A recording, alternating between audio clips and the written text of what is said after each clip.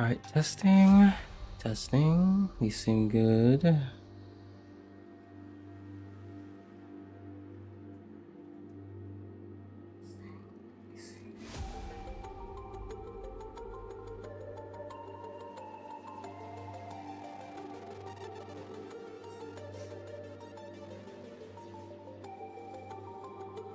Okay.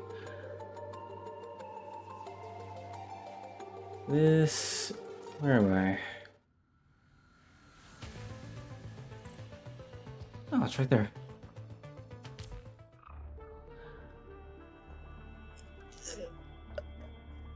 As a... Okay. Before I start, what was the last chapter I did? Pay attention. Okay.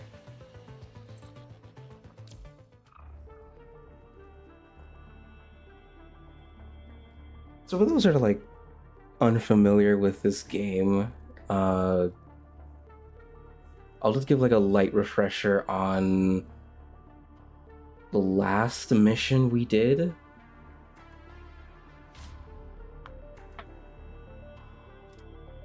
Where did we start at? It's been a while. So from what I remember, the Commandant, that's the player character, was assigned to basically eradicate this punishing virus situation down on Earth with his team, and they ended up meeting the one of the several ascendants. Actually, a whole bunch of crap went down, and we ended up having to work with one of those ascendants for a short duration, and then basically letting her go. And ascendants are like agents of the punishing virus, which is like this terrible like infection that causes machines to like turn on humans and try and kill them, and causes humans to atrophy and die. So now we have like constructs, which are like human hybrids using machine bodies, and that's like the basic premise of the game. But like, so now I think we're dealing with the aftermath of this huge mission that had, because one of those ascendants tried basically to take down a space station where everyone escaped from Earth on.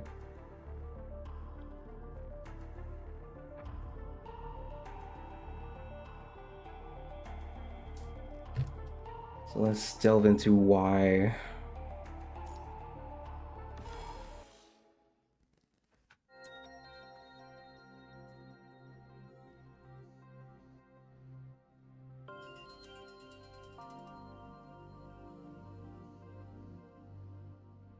Oh wait, excuse me one moment, sorry.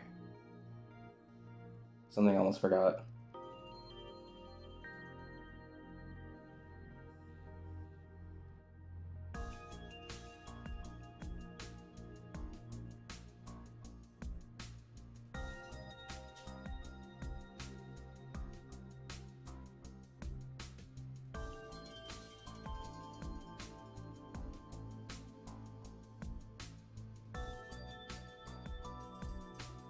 Okay.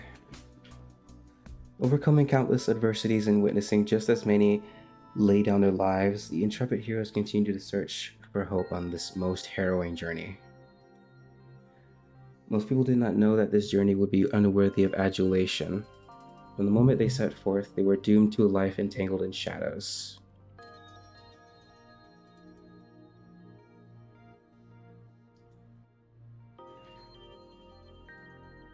Reading this file enshrouded with deceit, the names of these heroes remain unknown. Perhaps we only survived because we knew nothing. Alicia swipes her battle log, lost in thought, stopping at a location on Earth surrounded by ruins. On a wall of the ruins, she sees a mysterious piece of synthetic paper containing this excerpt from an unknown novel. This most harrowing journey. After completing their underground mission at City 75 and installing the bit domain nodes, Grey Raven had already returned to Babylonia for several days now.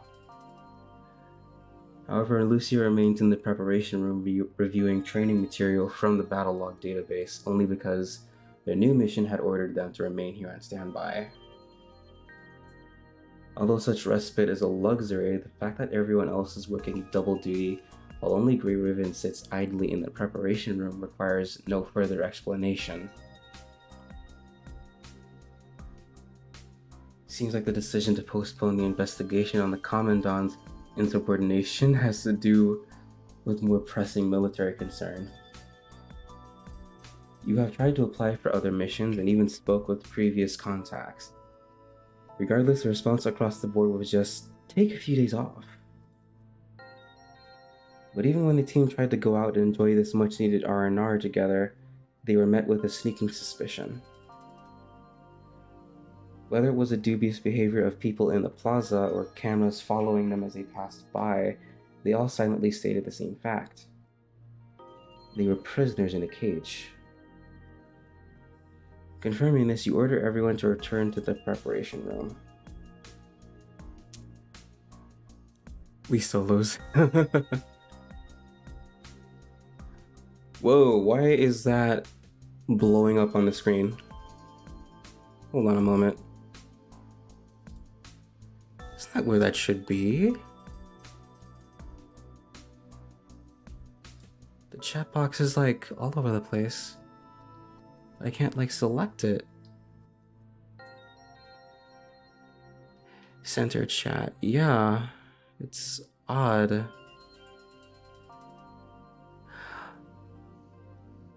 I'm gonna have to fix this. Excuse. Oh, that's why. It was maximized.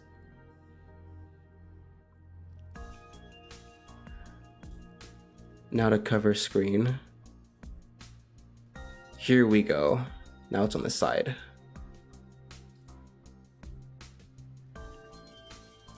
Make it a little bit bigger.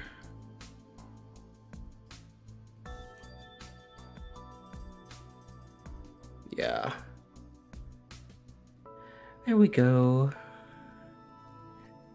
Hey Hero, how's it going?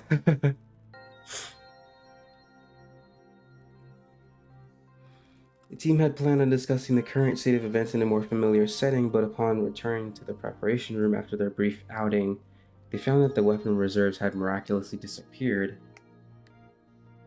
Interesting. Only some basic equipment and daily necessities remained. Oh. This is a go to ask the staff about the situation in the prep room. You are escorted away and have yet to return.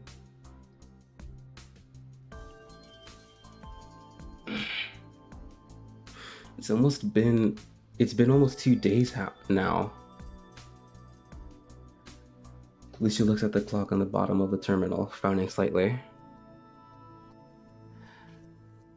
Good, the guild has made tons of progress since I've started recurring to it more, and now we're at level 8 boss stage. That's good. Yeah, I've noticed a lot of people have been joining the guild lately. It's been poppin'.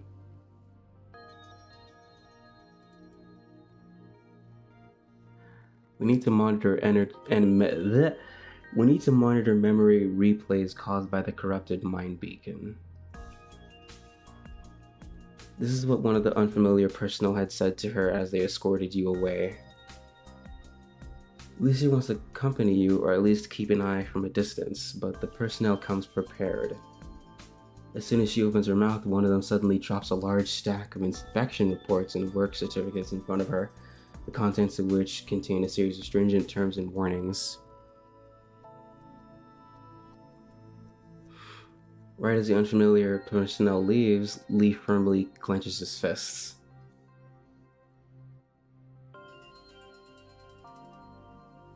Did you see what was on the reports just now? Yeah. Not like I disagree with any of it. They're not trying to pull the wool over our eyes. They're just putting extra emphasis on some possibly dangerous symptoms. There's no need for more medical treatment without any sign of symptoms, but they are within reason to monitor the Commandant's condition. I'm not talking about the contents of the report. I meant the doctor's signature. Kugawa? Even though it's just the first name, I've seen his handwriting in the database. Kugawa had already joined Kurono as a doctor during the Great Evacuation. Not Kurono! Now that Kurono is part of Babylonia, he rarely makes his presence known. Even still, their bond is unbreakable. They carry out covert operations to this very day. Do you think him being assigned as the Commandant's doctor is a coincidence? If that's the case, there should still be a familiar face or two among the people that took the Commandant away. Not to mention, even if that wasn't the case, neither the President nor Celica gave us cause for alarm. That would mean something is prohibiting them from making a move for the time being. The plot thickens.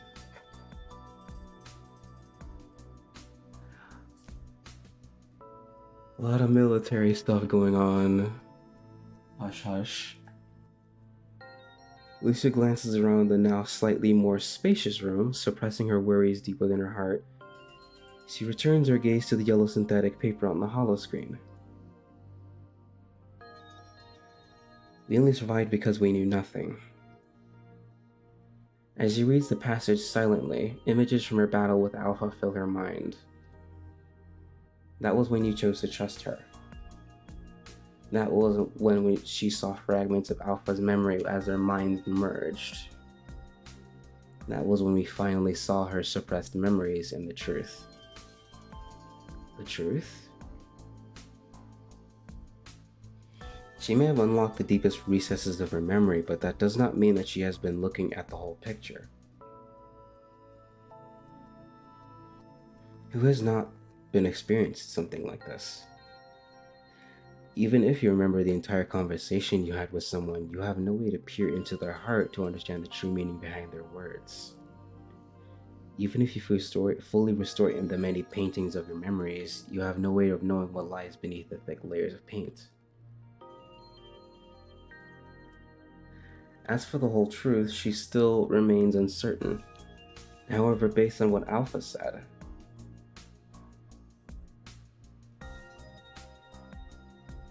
whether it's Luna or me, being chosen by the Ascension Network was just the starting point. The beginning. Quietly muttering to herself, she meticulously recalls the memory fragments that Alpha had left in her mind and attempts to replace a puzzle piece into her memory. Ever since I became a construct, I thought Luna was dead. She opens the notepad on the screen and organizes her thoughts while jotting down a few keywords. She thought she was dead. I only recently found out that Luna is still alive, seeing that Alpha stands at her side as an ascendant. Lucia writes in her notes, Alpha was likely discovered by Luna when she was suffering from severe punishing corruption. That's when she became an ascendant. But based on my understanding of me, the choice to become an ascendant is not made out of seeking vengeance or power. Was it because she couldn't return to Babylonia, or was it because she saw Luna again? There are other possibilities, of course, but nothing substantial enough to steer me down that path. I'm sure the me back then must have believed that becoming an ascendant would lead to a better tomorrow. After all, if she was suffering from such severe punishing corruption, her only options were to become an ascendant or join the horde of corrupted. That must be it. Her choice must have been made on the basis of numerous factors pushing her down the opposite path. If she's calling this her starting point, what's next? She searches the information from the memory fragments in her mind and recalls Alpha's voice as she calls out to her comrades. Mural, Sun, and Hero. Hero... She tried looking for them as she regained her memories due to an uneasy feeling. She has attempted to trace the whereabouts of her 3 comrades, only to discover that their names had been registered among the list of martyrs with a chilling description of perished in the fight against the corrupted. And that was it. The trail went cold before it even began. While Lucia is deep in thought, a stern expression covers Liv's face as she suddenly strokes a lock of hair on the right side of Lucia's head with her fingertips. After seeing this peculiar gesture, Lucia quietly moves the screen to cover her notes with the battle records. Lee has his head down as if concentrating on the thing in his hand, but his gaze is firmly fixed on the doorway. The guards have changed 17 times since this morning.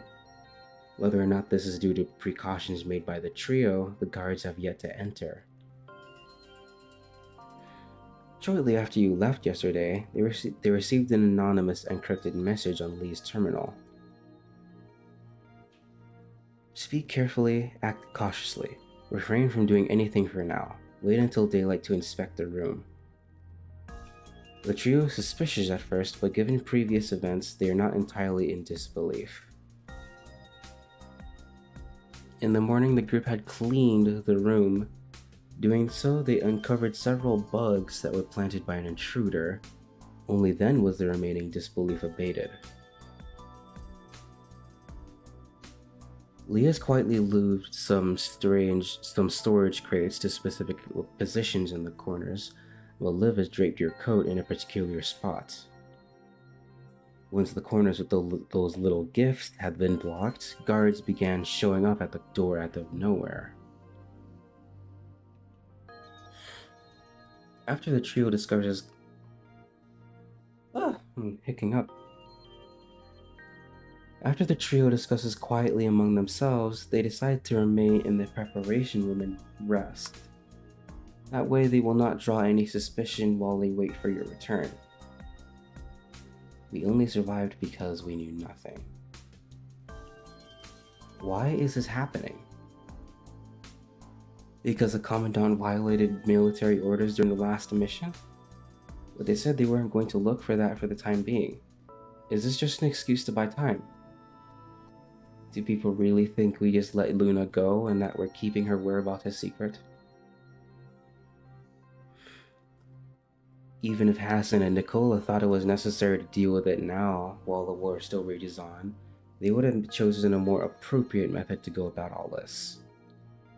At the very least, an arrest warrant would have been served rather than letting the Commandant be taken away by those people on the grounds of monitoring. But there has been nothing of the sort since this all started. Perhaps it is then, as Lee has mentioned, they are also trapped in an invisible web and need to be even more cautious than the Grey Ravens resting in the preparation room. If that's the case, what does this web known as Kirono want from the Commandant? Whether it's Luna or me, being chosen by the Ascension Network was just the starting point. Are we now forced to stand here at this new beginning too? Alpha. Suddenly, a familiar voice in the corridor greets the unknown inspector standing outside the door. However, the door between them makes it hard to discern who the voice belongs to. Mireille? Lisa turns her head to look at Lee, her eyebrows tightly knit. Looks like she's right. Mireille's speaking with the inspector. Maybe they know each other? Lucia asks as he turns up their audio module sensitivity slightly. Hey, fancy seeing you here. Are you guys here to... what are you up to today? Even though the trio cannot see what is going on outside, they can hear the contemplation in his voice as if someone is stopping him from saying too much. Sounds like the person outside is just someone following orders. Her judgment is not based on her personal understanding of Mireille, but her common understanding of the position. Lucia listens to the conversation outside closely in an attempt to pick up any clues from the casual remarks. Sorry, am I interrupting your conversation with someone? After all, you look... Oh, you only report if anything happens. Gotcha. I just didn't want to interfere with your work. Looks like he's just a scout. The other party lowers his voice and says something to Mireille that even her sensitive audio module cannot pick up. Perhaps he only mouthed a response or made a gesture. Of course. Glad I'm not bothering you. You guys have been working late the last 2 days. When are you off? The man outside the door responds quietly, to which Mireille gives a genial and polite laugh. So you're not off until you get results? Well, keep up the hard work. Results? Are they not on a surveillance mission? Are they looking for something? Alright, I'll stop prodding you about your mission. Wanna get some afternoon tea? Your favorite cafe is back open. Favorite cafe? That must mean he's speaking to a human. Oh right, is Kugawa off today? Wanna invite him? A stern look washes over the faces of the trio standing in the prep room. A Kurono henchman following orders is pacing outside the Grey Raven preparation room, searching for some sort of results. The trio speculated that the current situation may have been due to violating military orders during the last mission, suspicion over a private link with Luna, or even because of serious symptoms from mind beacon corruption. But based on the current information, this appears to be the worst case scenario. Seems like a plot that has been in the works for quite some time is finally coming to fruition. Just like that, Mireille was able to convey this fragmented information to the trio inconspicuously through just the right volume and chit-chat, and with that, Mireille laughs with the guard as they both walk away. Once no more movement can be detected from outside the door, Liv takes her hand off the desktop. Receiving the signal, the other two begin to relax a little. Up until this point, Lucia never thought she would need to use such a tactic in the Grey Raven's prep room. She shakes her head slightly gently and looks back at the screen. She presses her hand on the side of the screen, opening up a hidden data file on the terminal. These were the records and data she quickly searched when she began to feel a disturbance in her memory. However, at the time, she could only access the external data due to the file encryption. After recovering her memory and returning to Babylonia, Lucia asked Lee in confidence to copy the data onto her terminal and decrypt it. Under heavy surveillance, Lee had hastily decrypted a portion of the file. Once decrypted, Lucia had obtained a casualty report. However, aside from the list of casualties for that week being several times longer than normal, including Moral and Zune, nothing appeared out of the ordinary. Lucia searches the newly recovered memories in her mind. She cross-checks the names of soldiers and comrades in her memory with the names on the list. All of the names that she can recall appear on the list, each marked with their chilling cause of death. However, aside from those familiar names, she sees several names she does not recognize as the same time of death. The names include 5 commandants, their squads, and dozens of researchers. Not only Revenge, but 5 other commandants and their squads as well? Wait, why are all the researchers marked with a lab accident for the Project Winter as their cause of death? Lucia looks at the undisclosed Project Winter, then meticulously reads through data on each of the researchers. Most of the researchers were transferred from Kurono, but a select few were listed as confidential. As Lucia continues to read through the file, she discovers that 2 of the researchers had died more recently than the others. 3 a.m. stream. I had to.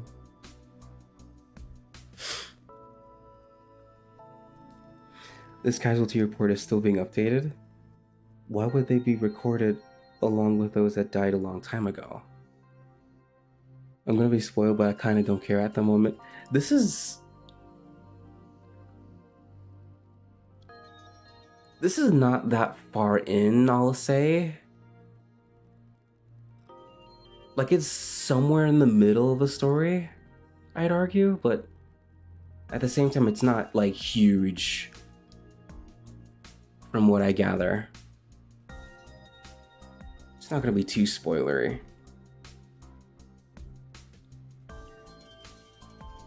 Lisa begins to connect the dots in her heart. She looks back at the Project Winter. Back to doing my weeklies on Honkai 3rd. Oh.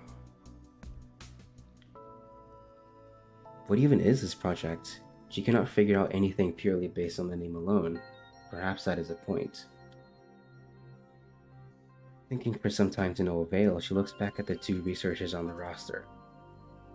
She notices that they worked in the Science Council up until their death. Their names were Anne and Rand. If they were members of the Science Council, maybe Asphalt knows a thing or two. She wants to ask him about it, but then remembers the message they received. Speak carefully, act cautiously. Lucia looks up to Lee reading the terminal as he assembles a tiny robot. After decrypting the data, he resisted the urge to speak several times as if he had a sneaking suspicion about the identity of who sent the anonymous tip. Who sent the message? Whoever it is, we need to tread lightly. Lucia stifles her concern once more, then turns to look back at the screen.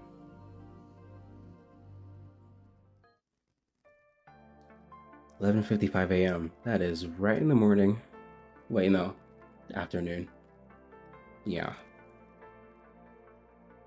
What's the situation?" Same as last time. The specialists are gathered around Riker and performing tests. That is so weird reading my name as a comment on. I went to have a look a few times, but their act and their documents are both pretty foolproof. I couldn't find a way to get Riker out of there. Can we do what we did last time and have people from the Star of Life provide treatment? There are people infiltrated their ranks ages ago. Without fixing the fundamental issue, we'll just take Riker somewhere else to be monitored. We better just leave it to Asimov.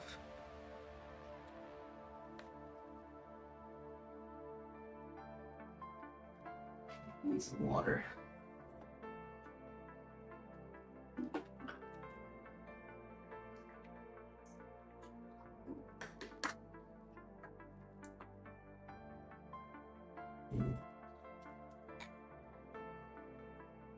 Turning his mind to some other important matter, Hassan lets out a nearly imperceptible sigh.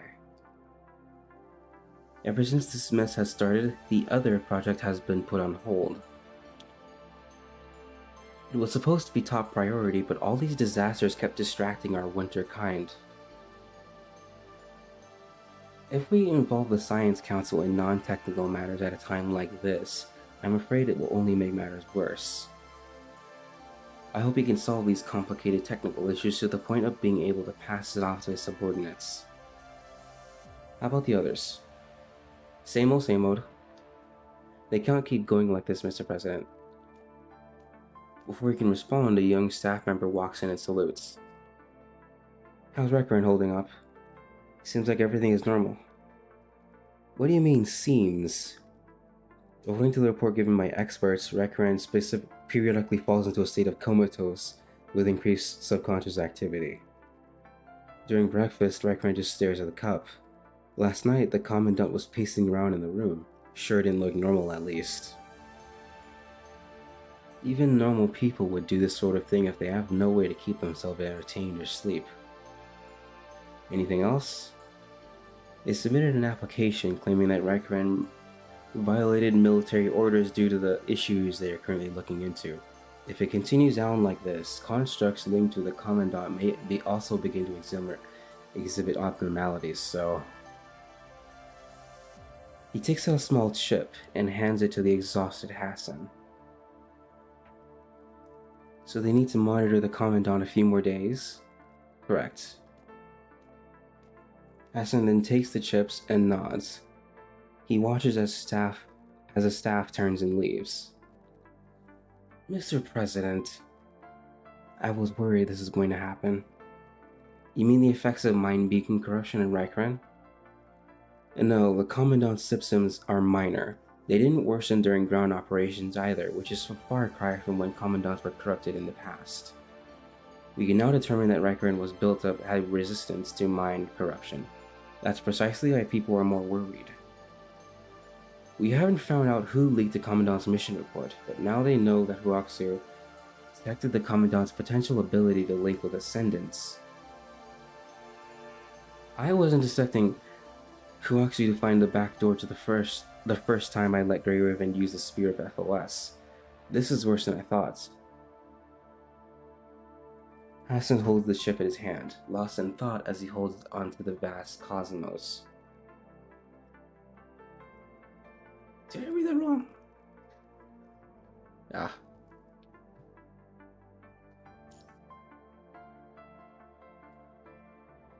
Looks out into the vast cosmos. All this monitoring is just false pretense. The Commandant's resistance to mind corruption is just their window of opportunity. How long can those sharks wait in the depths when they smell blood in the water? How many more people must be sacrificed this time? Silence hangs over the bridge. Celica opens her mouth in preparation to speak, but she finds herself unable to mutter a response. Even after processing the reports for everything that had happened, she only had a rough idea of what was unfolding. Nicola once told me that squads with a close-knit bond would end up like Suzaku. He did not right say it, but I could tell by the look in his eyes that he was worried on this squad would go rogue. Whether it's because we cherish their talent or to prevent them from going rogue, we cannot hand over Rykran. At least not until we ensure that Rykran is safe from whatever it is they're planning. In that case, it's not that I'm unwilling to get involved. Regardless of personal reasons, they're still loyal to whoever is pulling the strings, just as they are to their respective posts. Eliminating all of them would only make it more difficult moving forward. We need to come up with a more clever plan to get us out of this stalemate. We need people willing to fight for this cause without drawing our attention. We need to think of a way to give Rykran some time to rest. If this continues any longer, anyone would succumb to exhaustion and drop their guard, regardless of mind beacon corruption. This is a common tactic in interrogations. And as soon as Rykran falls into their trap, the situation will no longer be under our control. Looks like we'll need someone else for the upcoming mission. Indeed, these past few days have been quite the ordeal. Let Rykran return to the squad and rest up for a while. Who are you going to give the recon mission to? Let the nearby task force scout the surrounding area. As for the core region, leave that to Strikehawk. The scout team is ideal for conducting reconnaissance. Wanshu proved himself on the mission to deploy bit domain nodes, plus is more familiar with that area. And after seeing Rykran take full responsibility for acting alone, he's been keeping a close eye on the Commandant. Compassion is weakness. I understand this, and so do they. Leaving one shot here only gives them another target. There's no point in getting Strikehawk involved just yet. Rykran obtained valuable intel from the bit domain node, and once his actions complied with regulations, they shouldn't have shouldered the blame. Some people believe that Wanshu was following the Commandant's orders. After all, they were together. Even if they can make amends, the law must still not be broken. If one person gets away from breaking the law, anyone blindly trusting their own ability will surely follow suit. At least, that's the official statement, correct? Originally, there was the way for Requiem to avoid punishment. But now, some people want to impose additional charges to force Requiem under their control. I have done a lot behind the scenes, but ensuring that Requiem only has to endure confined treatment has put me at my limit. Hassan turns around and walks along a path that has been worn into a luster over time by the crew. We have a meeting coming up. Where are you going, sir? Postpone it for half an hour. There are some things I need to confirm.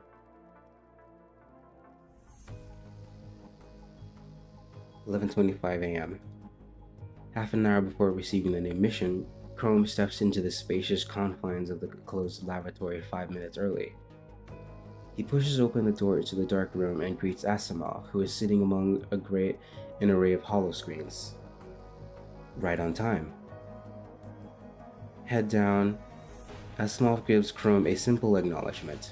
The capsule beside him contains a new frame currently in stasis. What are we testing this time? I debugged your new frame according to the data obtained from the last combat simulation. I re-established the virtual link for you to give it another try. Understood. As if already familiar with the procedure, Chrome plugs the cable into the back of his neck. Let's begin.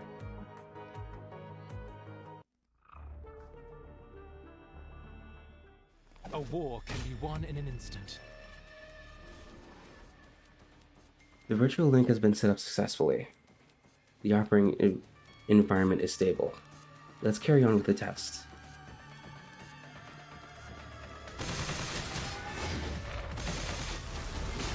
I saw this coming.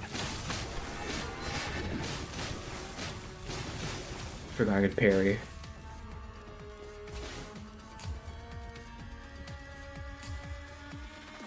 Regular battle testing complete. Not conducting overload testing. The system will give you a lot of signal orbs. Using 3 can cause shield to mix the damage dealt by enemies invalidated while you cast skills. Blech. I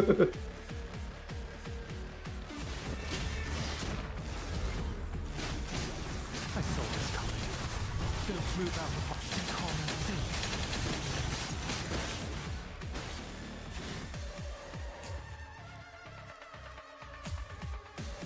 Proceeding to the next step of the test.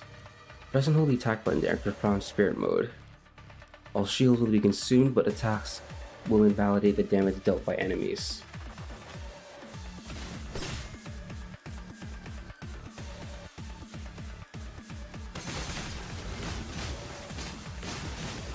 It takes too long.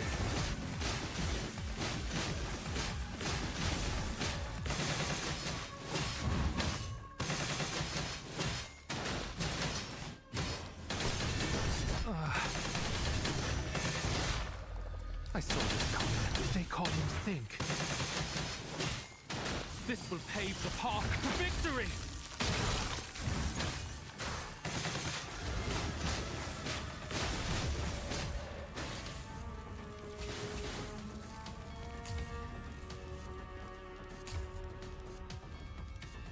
Warning, importing difficult enemy data. This will be the last step of the test.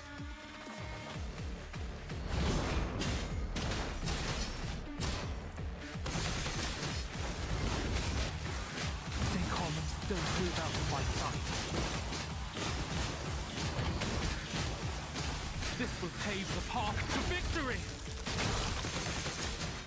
Stay calm and think. Oh.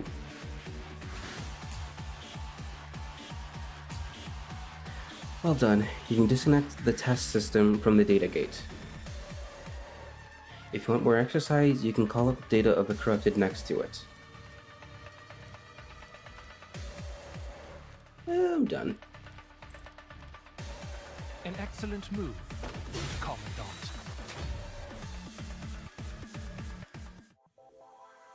How long was that? 41 minutes? Nice. We love visual novels. Conceal. Where did you get the Ascendant data?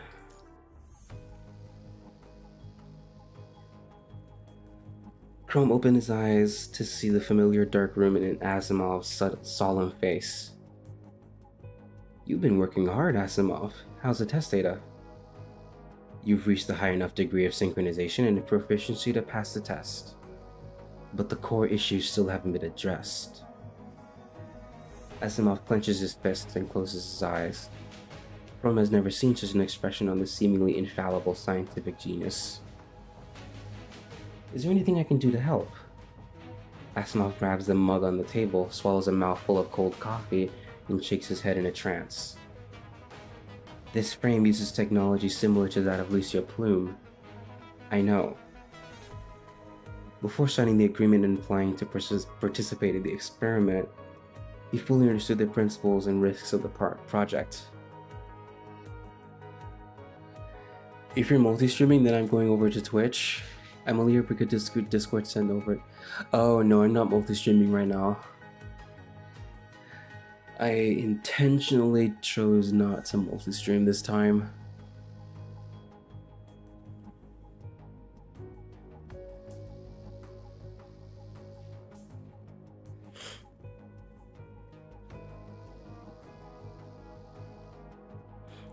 Yeah.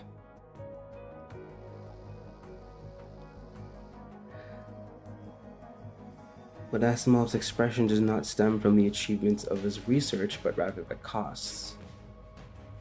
Lucia was reborn as Plume after sustaining life-threatening injuries during the Battle of Kowloon. Asimov has explained that she lost her original memory during the upload process. Despite having a backup of her memory, reintegration would have only caused a sense of alienation. Plume has not had any issues since then, and Lucia's memory still remains intact. Recently, she seems to have completely regained familiarity towards her memories and has gradually overcome the impacts of the transfer process. The original agreement stated that there might be similar risks, but the main purpose of this experiment was to resolve the negative effects of frame transferal. Are you referring to the risks mentioned in the plan? No, the plan mentioned the hypotheses we made at the beginning of the experiment. But as this experiment continues, I've discovered that this technology still has a lot of issues that remain unresolved. To give you a simple idea, imagine filling a bottle with rock, then casting it out at sea. Even though your mind, aka the bottle, is stable and able to retain all of these rocks, when uploaded into the frame, it would be inoperable, much like how the bottle would sink to the ocean floor. Lucia was able to synchronize with the frame without any adjustments due to additional data because the data is compatible with her, just like the frame itself. Additional data? That's classified. I'm not at liberty to say much more. However, Asimov knows that specialized frames are special not only because they are created on the basis of all the data accumulated by Grey Raven thus far, but also because they can contain data from the Ascendant Alpha. When Lucia earnestly returned to the battlefield, she failed to ask the question that was deliberately hidden. Where did you get this Ascendant data? The answer was out of hope to put an end to this calamity, but also to give rise to human strife.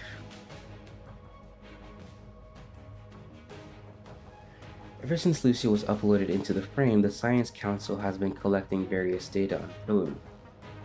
We've made numerous adjustments which allow you to safely establish a virtual link. However, only you can do it. That's because your specialized Inver device and mind are inherently more stable. That's why I invited you to participate in this program. What risks are you most likely to face now? Your mind is likely to experience any number of serious cognitive side effects. Common systems inside You may experience mind deviation, much like how the bottle would sink to the bottom of the ocean. If it were to continue any further, you may experience mind corruption. At that point, you would lose control. Anything goes after that. If you don't know what that's like, you can speak to Recaran later. It's fine. I read about it in the reference materials. There's no sense in bothering the Grey Raven Commandant. However, since your specialized invert device has allowed you to serve as a Commandant of Strikehawk, you're not the only one at risk. If your mind experiences any deviation or corruption, any squad member linked to you will also be affected. Until we resolve whatever's making your mind susceptible to corrupting, I can't let you use this frame. Chrome glances back at Asimov, who is looking at large stacks of files, ruminating about how to improve the frame. I'm no scientist, but I think if the core problem is data compatibility with my mind, or as you put it, rocks sinking in the bottle,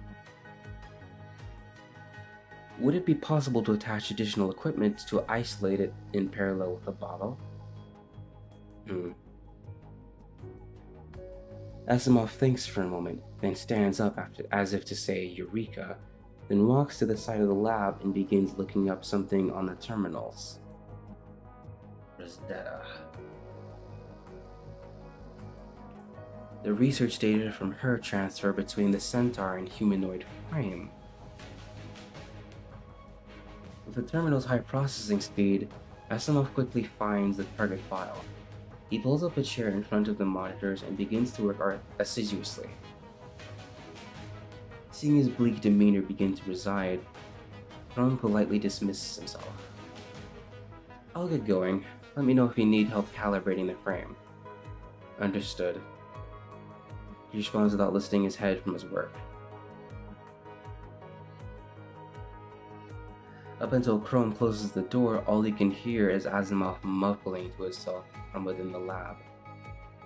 I'm almost at a breakthrough, Rand, and I won't let your sacrifices be in vain.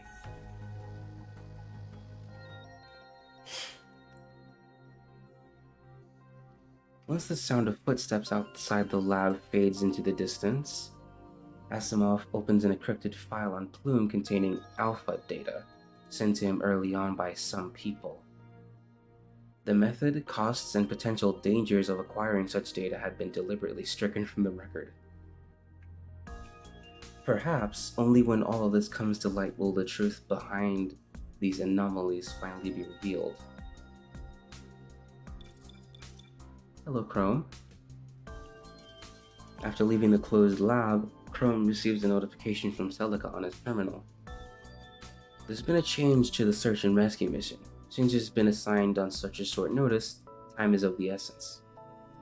Gather your squad and board the transport craft in 40 minutes. Mission details have been uploaded to your terminal. Let me know if you have any questions. Chrome opens the mission details and quickly scans the intel. The new mission is to enter the Longinus Blast Zone to search for abnormalities. It may appear to be an ordinary recon mission, but after you evacuated, we suddenly detected high punishing concentration within the area. Suddenly? Correct. The specific location and concentrations fluctuate greatly. Maybe it's just a false positive caused by various regional and climate factors, or maybe there's something hiding down there. Considering the potential risks, this mission is best left in good hands. Chrome scrolls down the intel log and notices a small line of gray text at the bottom. This task has been transferred from Grey Raven to Strikehawk. This was originally assigned to Grey Raven? Recaran is indisposed and unable to perform missions for the time being. Have the memory flashbacks put the Commandant out of commission? Huh? Celica hesitates for a moment before realizing why Chrome would know about it. Seems like one should sense something wrong with Recaran. Correct, the Commandant's condition has something to do with that. The phrasing of something filled Chrome's mind with doubt, but asking about it directly probably would not elicit a response. Understood, I'll rally the team. Chrome terminates the call, but before he can issue an assembly order to launch a Kaimui, the communication prompt flashes again. I received test results. John. The man, John. Due to the risks and restitutes involved with the frame transfer experiment, John Smith had also received a notice as a co-signer. Careful, you're playing with fire. You can always back out of the experiment if you need to. I appreciate the concern, Mr. Smith. I'll be sure to tread carefully. But with great risk comes great reward. What do you have coming up? We were reassigned to a mission meant for Grey Raven. I'm going to assemble the team, then proceed to the target. Grey Raven? Looks like they're in over their heads this time. Because of the Commandant's illness? From what I've gathered, illness is only an excuse for the Commandant to be monitored. Rakran is being monitored? Yes, but that's just the start. Grey Raven has a lot of trouble coming their way.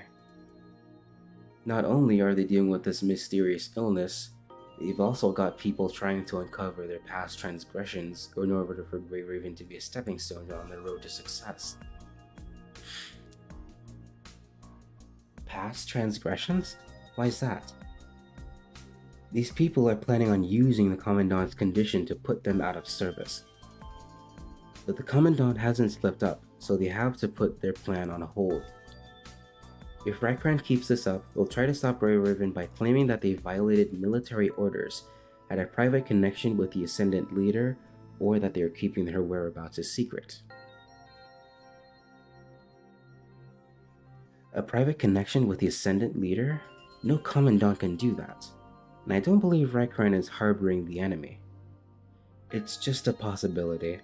Apparently the Huaxu in the enemy's hands determine that Rakran can resist mind corruption and connect these with Ascendants. Oh. After learning this, the enemy specifically asked Gestalt to verify authenticity, and the results were confirmed. Why did Huaxu think that Rakran can connect with Ascendants? It's because the Commandant crossed paths with them during the underground battle of City 75. The Commandant wrote everything down in the mission report, but someone leaked it. Even if the Commandant hadn't said anything, these people would have found out one way or another. If it came out to that, falsifying the military report would only exacerbate their crimes. Who leaked the Commandant's mission? It doesn't matter. Even if you found out who did it, someone else would take their place. Their network has penetrated into the very fabric of Babylonia. All the President can do is take every necessary precaution. There isn't much he can do to prevent leaks. After all, the opposition has other means to implicate them. Not to mention, they occupy numerous irreplaceable positions. No one knows what the Commandant really did. They claim that Rakran lost consciousness at the time. Even the constructs on Grey Raven didn't see Luna leave. They're still collecting evidence, but based on the current trend, the opposition is deliberately trying to forge evidence to achieve their goals. How do you know this? Working in the political sphere, I have my ways. I am a Smith after all. The next Smith will have to learn to piece together fragments of intel and speculation to get the whole picture. Chrome furrows his brows as if lost in thought. Where is Rakran now? Do you want to see the Commandant? Yes. People need to use whatever they can to get rid of any other unnecessary troubles. I'm telling you all this intel just to remind you. I know you're interested in the Commandant's potential. I didn't want to interfere with you being around such an exceptional human, but the squad is already in too deep. If you get too close to Rakran, you'll be monitored and put in the same position. Just look at the other Grey Ravens. Stay away from them, or else you'll just get caught in the crossfire. Trust my judgment and way of doing things, Mr. Smith. Even if I see Rykran, I won't let them get the best of me. Please tell me, where is Rykran?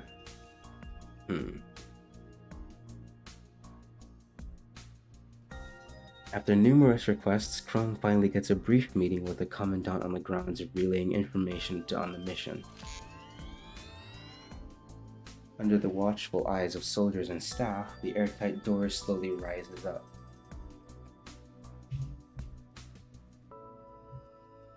Blinding light fills the empty room. A human is sitting on the cold and hard seat in the conference room, looking ahead with tired and dull eyes. Someone once joked that uncomfortable chairs can shorten meetings and make them more efficient.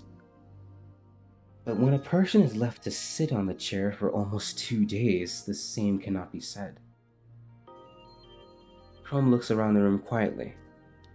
In this clean, tidy, and unassuming room, cameras are installed in each of the 4 corners. At least, that was all that could be seen with the naked eye. He steps into the room, and the door slowly lowers.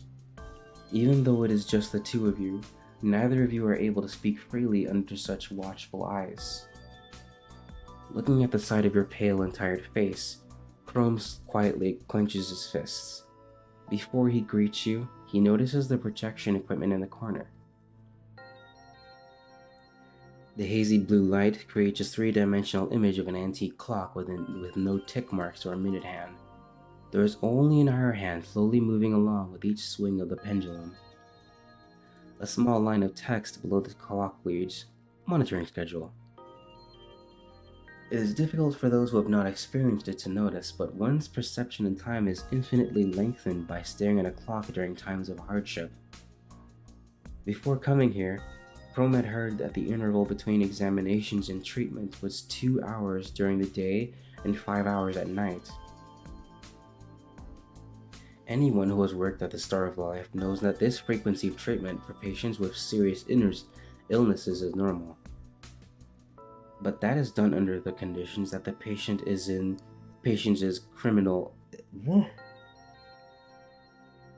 under the conditions that the patients in critical conditions are looked after without being disturbed and not monitored in confinement. However, if an appeal is submitted due to the frequency of treatment, the other party would just come up with a series of written terms to prove that they are not violating any rules. The Commandant's hardship would be hidden between the lines, such as being isolated in this empty room for an extended duration. The blinding light and cold, hard conference chairs making rest nigh impossible. Numerous monitoring equipment in the room, soldiers and staff pacing outside, the clock without tick marks, the all too convenient monitoring interval. Singling out any one of these reasons would give no indication that there is any foul play. No one could complain that the room is too clean and empty, or that the seats are too uncomfortable. But together, this is enough to make life wither away with each swing of the pendulum. This is a prison in every sense of the word. Chrome wants to say something, but he finds himself unable to speak under such watchful eyes. Seeing the clock, Chrome cannot help but recall that you had downloaded Edgar Allan Poe's short story, The Pit and the Pendulum, from the database. Did Rykran ever finish reading the story? Regardless, Chrome has to do something. Hello, Grey Raven Commandant.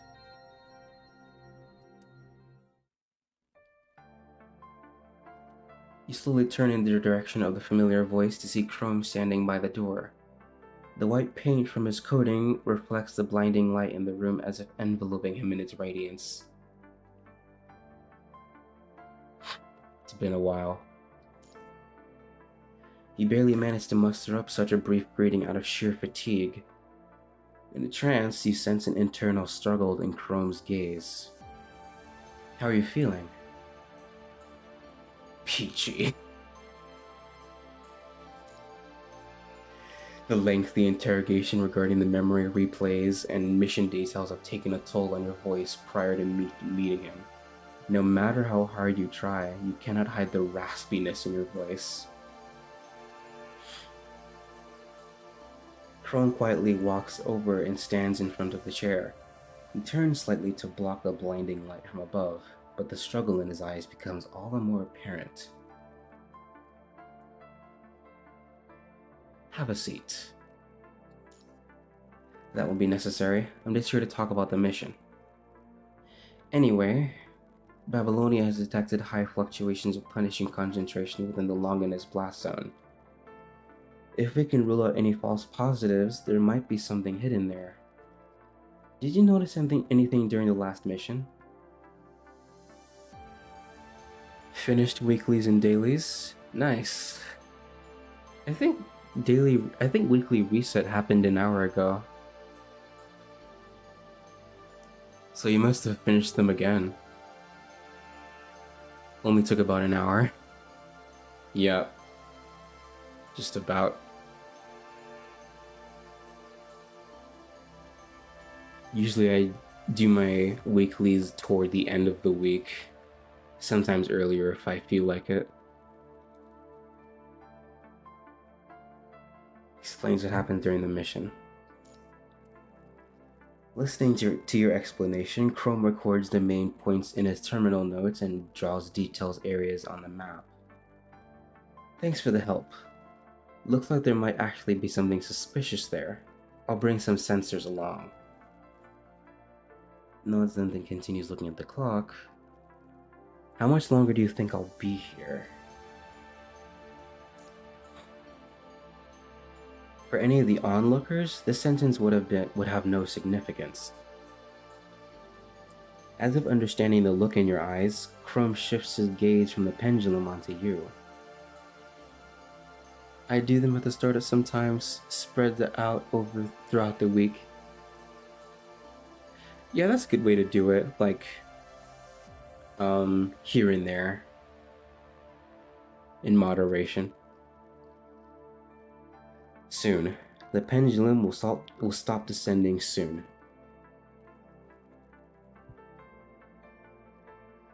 Whoa.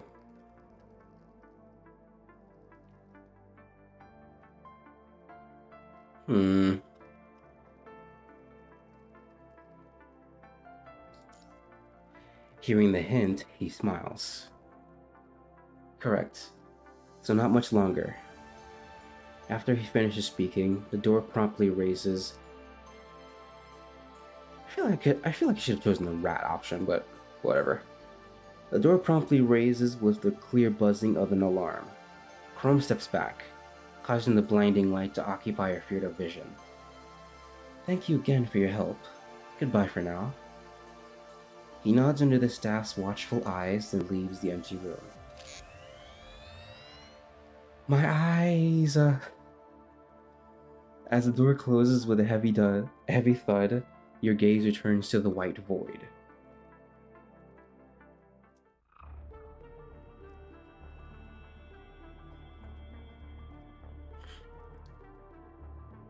Alright, I'm gonna take a short bathroom break. I'll be right back.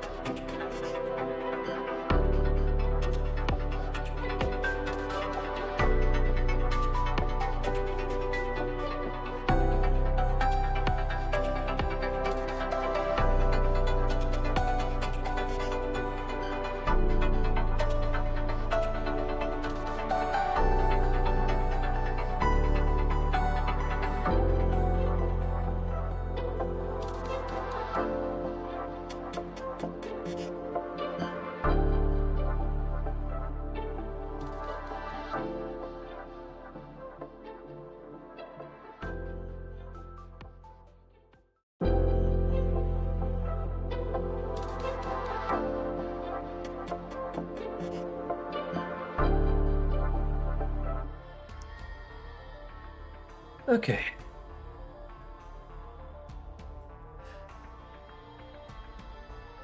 Proof? I mean what?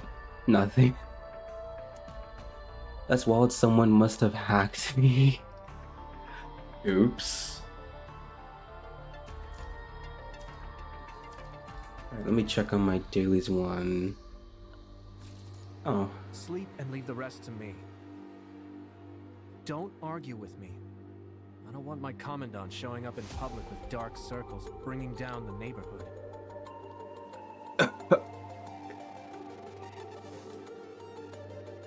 Mia Rihainen.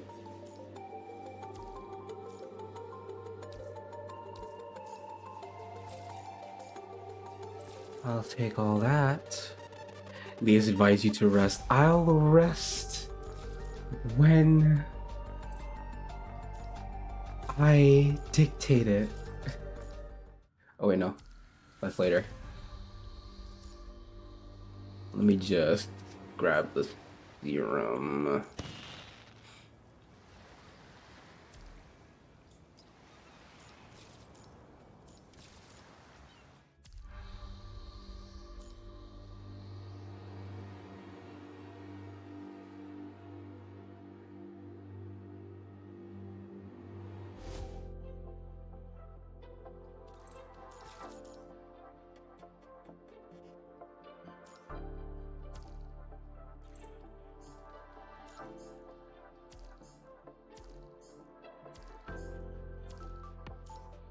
Ooh, a lot of orange.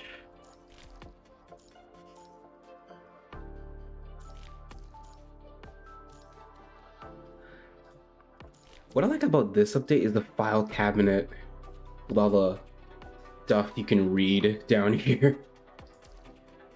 It's fun.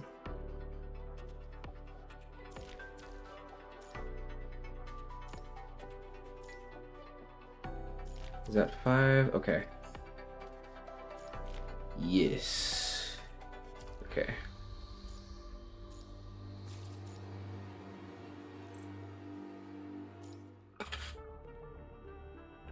Guild progress, yes. That Lee represent.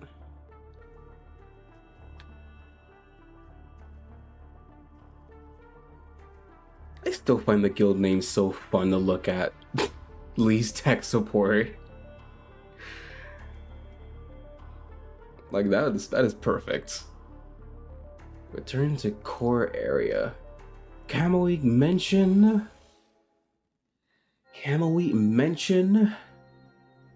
It's a good day. By the way, that time it takes to close the completed commissions get reduced basically instant in either next patch or sometime after. Nice. I was wondering about that. It's greatly the Uli guild name. Yeah. What was it? Was it when I saw you in the global chat, or when I was browsing the guilds that I saw that guild name and I was like, what is that? What is that all about? And then I think that's when we met.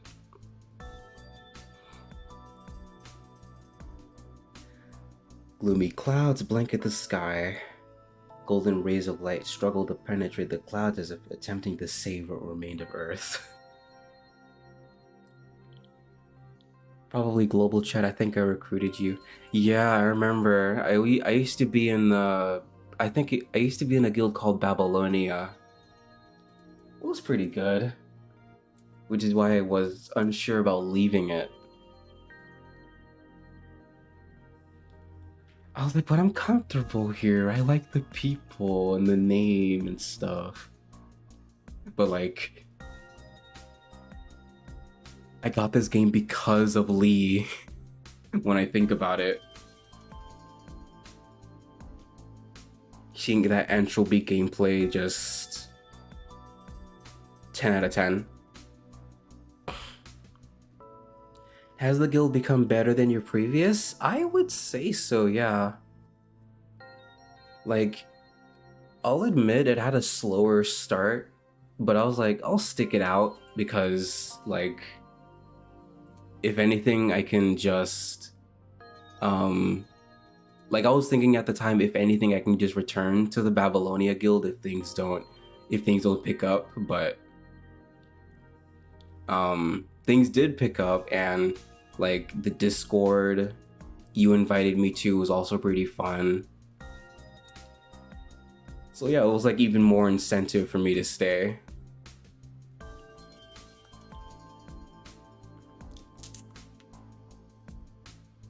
And then the official guild Discord.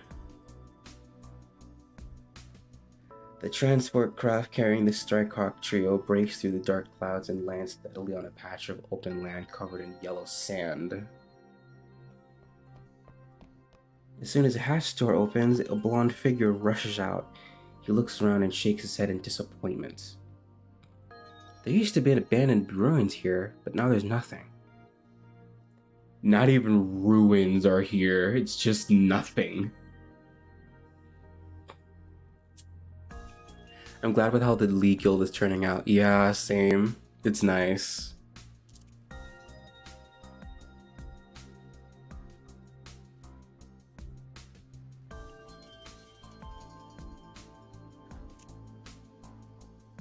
Only scorched earth remains underfoot. Everything that was once here has been reduced to charred rubble, leaving only devastation. Devastation. Billowing white smoke rises from the smoked earth. Cinder lichen remains of everything that was once stretched out a hand, beckoning the distant sky only to vanish in thin air. Well, this is ground zero for the Longinus strike. Oh. Chrome follows Kamui out of the cabin, then scans the surrounding area. Nothing is left here, but the punishing concentration still continues to fluctuate sporadically. Guess the show ain't over just yet. Despite the red tide having been cleansed for quite some time already, it shows signs of surfacing once more. After a concerted effort to find Luna, the enemy leader, her whereabouts remain unknown. That name is such a mouthful, no clue how to pronounce it. What, Longinus? Or the Cinder Lichen or something?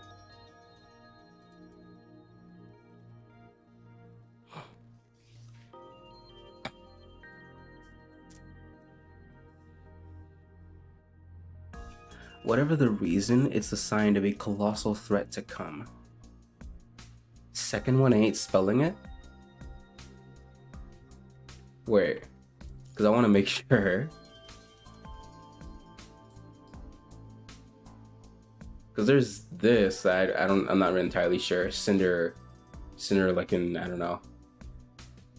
And then Longinus strike.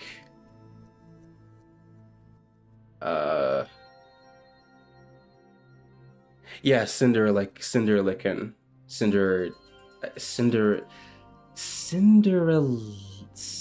Oh my gosh, it's like Cinderella, but like I've never seen this word before, not gonna lie. I would say Cinderella. I don't even know how to condense it down.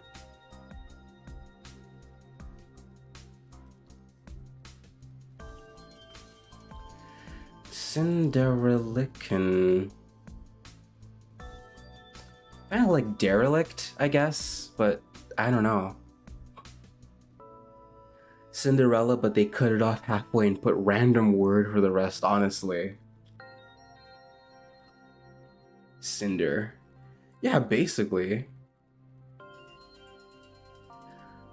But for Chrome, this recon mission has deeper implications after learning about the current state of Reicheren. If they can find the Ascended Leader, they can at least give some credence to Reicheren. Stay on high alert. We need to find the source of this anomaly ASAP. Looking at the ground in front of him, Chrome opens up the map on his terminal and tries to figure out their current position. Based on the previous investigation, let's head northwest first. That's where a majority of the data anomalies that have been monitoring are located. Kamui, go get Wanshin. You got it, boss. Yawn. You rang? Right before Kamui runs into the transport craft, Wanshin stumbers out of it half awake. Shake me awake like that again and I'll blow a fuse. The flight over here was so smooth, I was out before I knew it. You could sleep through a hurricane. Touché. So what's the plan? We need to find out if the red tide is still hiding somewhere, obviously. Wanshin furrows his brows, then looks around at the scorched earth. Several days had already passed since they were tasked with deploying the bit domain nodes, but you are still being monitored. He has wanted to investigate the Commandant's previously unmentioned symptoms on his own in symptoms treatment, but he has only been met with red tape. Looks like this mission is just an excuse to keep Strikehawk out of the picture. A sneaking suspicion pops up in his mind, but he lacks the proper intel to back it up. Let's finish the mission before investigating any further. As Wanshin catches up on his two comrades, the trio begins to make their way northwest through the acrid smell of ash-scorched ruins. After a short while, Chrome's comlink begins to flash again. Looking at the time, I'm guessing you haven't made it too far. Correct, Mr. President. We ran another threat assessment of the mission. You may encounter a massive red tide, so I've temporarily assigned Camu to join the team. Due to his particular nature as a transcendent, let him operate alone as much as possible, but don't let him remove the filter Asimov made for him. Roger. He'll be there shortly. I'll leave the rest to you, Captain. And with that, Hassan terminates the call. Did the President just raise the threat level of the mission? No, he's just taking into consideration the potential risks by assigning Cameron to our team. But if the situation is really as simple as Hassan made it out to be, all they would have to do is check if any area had slipped between the cracks. But are those areas the reason for the increased threat level? Seeing the ping.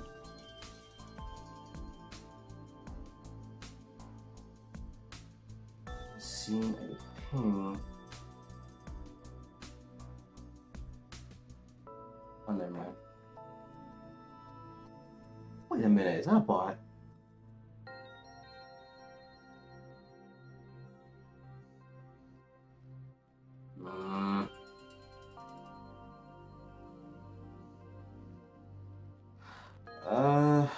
Never mind, I'll respond to it later. I thought I was getting DM'd by a bot.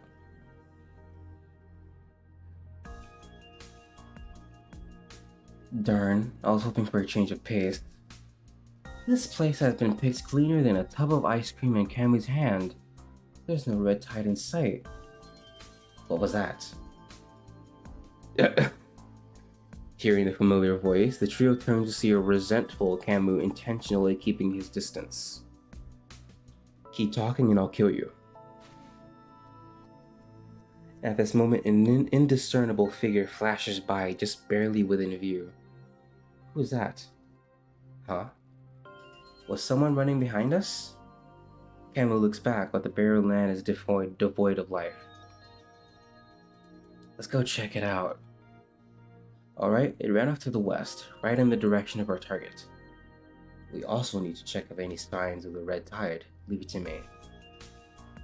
Drainage here is too difficult to differentiate, Camu. We can split up after we reach our target. Fine. The barren land extends outward like a vast ocean. Under the time-worn and shallow sky, the distant horizon is obscured by smoke and dust, like the scorched edges of burnt paper. Literally roasted earth. Camu silently follows the trio from a distance, scanning the area for clues. But no matter where they go, the barren landscape is a lifeless monotony of scorched remains. Let's split up here. Right as Chrome issues the command, the team hears something nearby. Everyone turns toward the direction of the sound, but there's nothing to be seen. Do we have company? How would you like your earth, sir?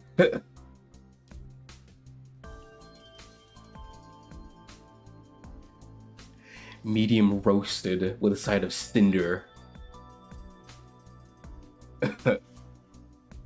Scorched.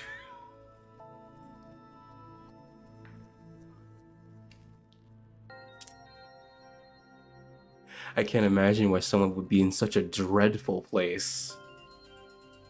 Maybe it was the person we saw earlier. Let's go check it out. The team proceeds in the direction of the sound, but all they find are footsteps containing the punishing virus. Feels like we're being watched. Standing off at a distance, he scans the surrounding area. His gaze stops on the transport craft that had brought them here.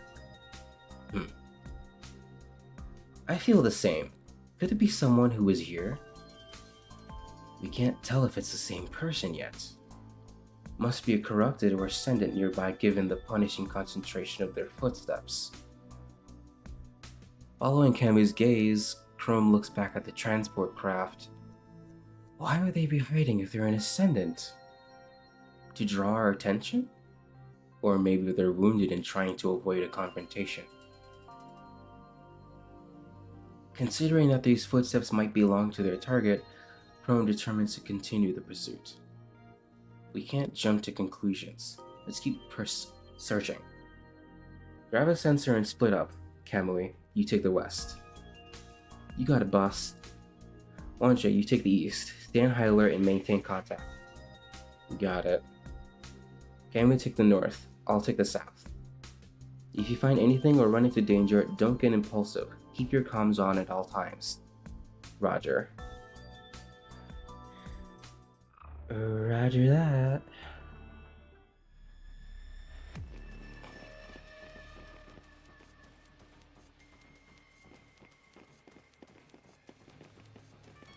Look at them.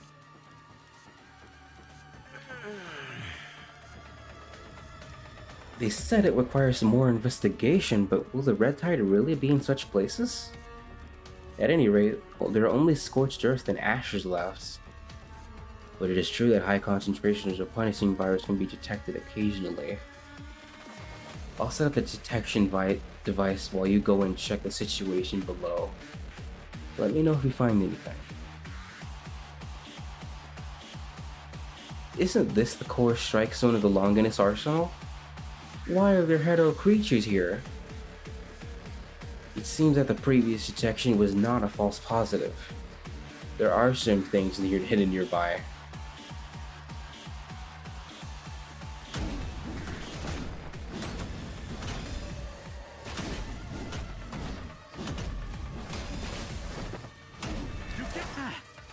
Like 3 ping.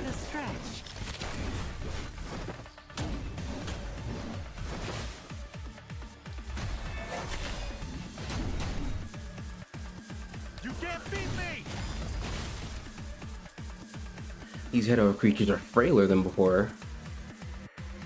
So you've taken care of them as well. The same is true for the upper floor. Some hetero creatures here and there, but it's easily taken care of.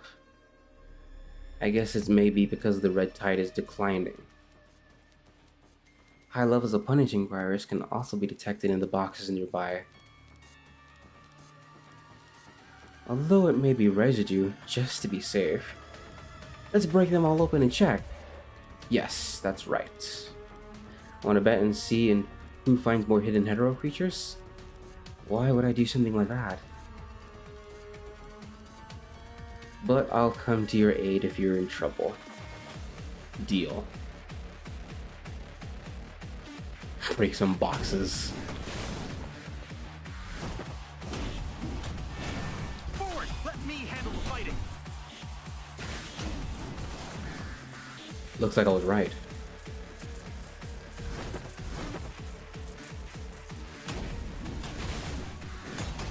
What exactly do you do to avoid these creatures?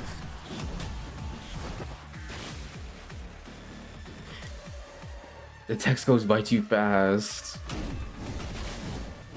How's everything going over there? No news is good news.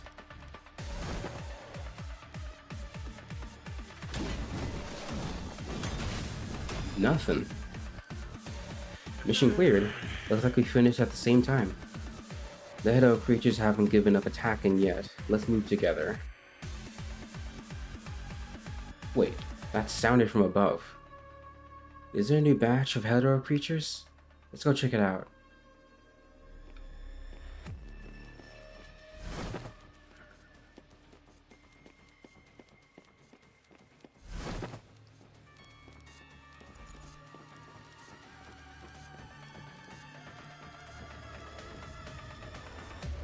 Look at all the scorched earth.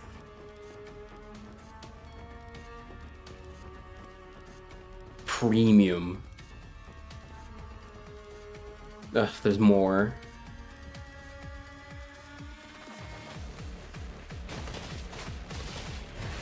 He's fighting with me.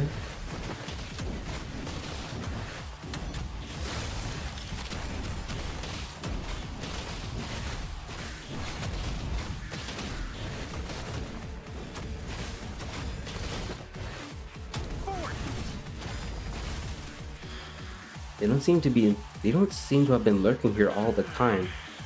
Maybe they came from somewhere else? Not too many enemies left. Let's get it over with.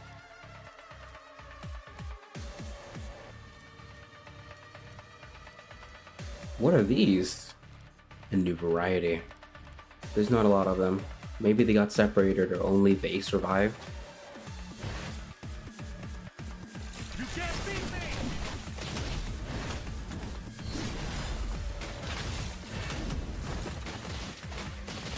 Come on, hit me.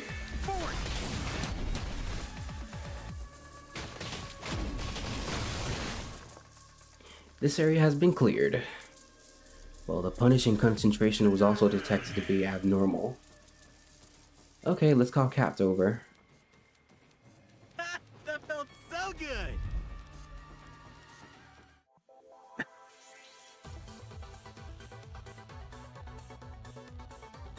Kimochokata.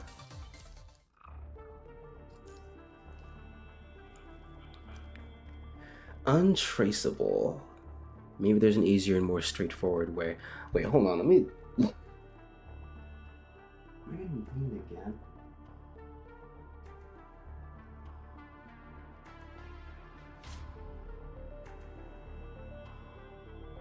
Oh.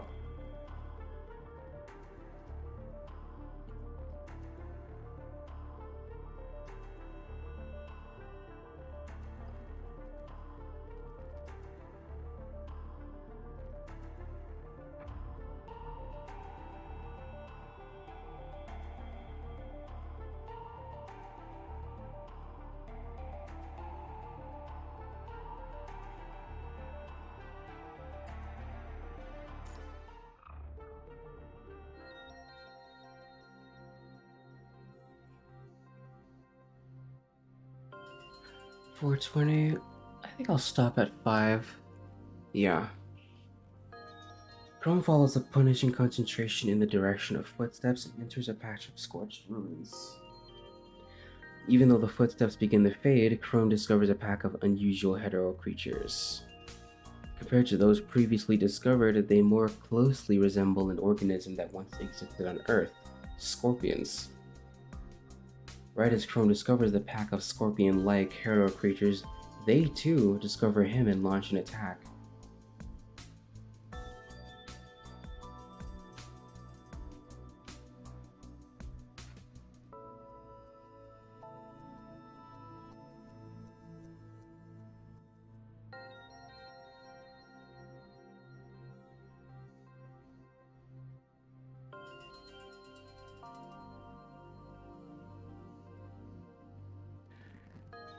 After a quick battle, they let out an ear-piercing screech as Chrome rends them to pieces with his scythe. Once Chrome secures the area, he puts on a pair of protective gloves and takes some samples for analysis. There's nothing in our database on these hetero creatures. Looks like we've discovered a new species. Maybe they've only started to emerge recently. Just realized, but what time is it for you? I thought you lived in America, but it wouldn't make sense to stream at like 2 to 5 a.m. It doesn't make sense, you're correct. I just do things on a whim sometimes. I was like, I think I should stream Punishing Grey Raven today, and then I ended up writing a little bit. I ended up eating a lot. I ended up watching some YouTube. And then before I know it, it was 3 in the morning.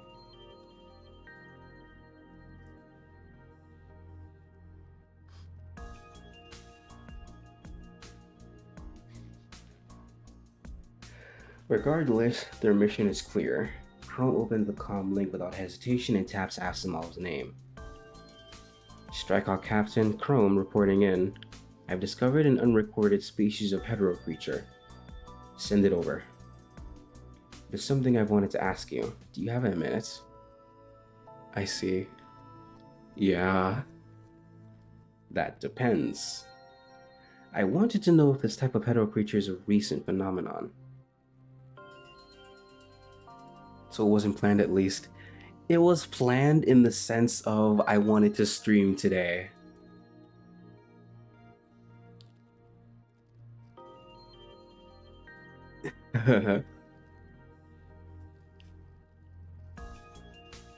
I'm trying to stream earlier than 12 a.m., but I'm gonna admit that this is gonna be an exception. This is gonna have to be an exception. Like, to a degree, this is kind of a bad habit. 1 a.m. would have been fine, but 3 a.m., But yeah. Sorry, we can talk about it later if you're busy. No, I'm just looking at the data you sent over. Looks like this type of hetero creatures has already evolved again in such a short amount of time. But one thing is for certain, this is a byproduct of the red tide. Hearing this, Chrome's suspicions are confirmed. The red tide must still be here if hetero creatures are roaming around. This may be a little too much earlier than 12 a.m.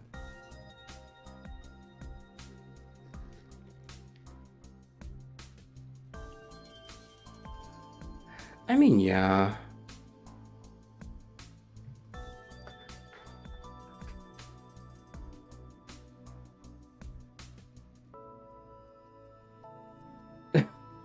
Earlier than 12 a.m. Because it's already, what, 4:24? Yeah.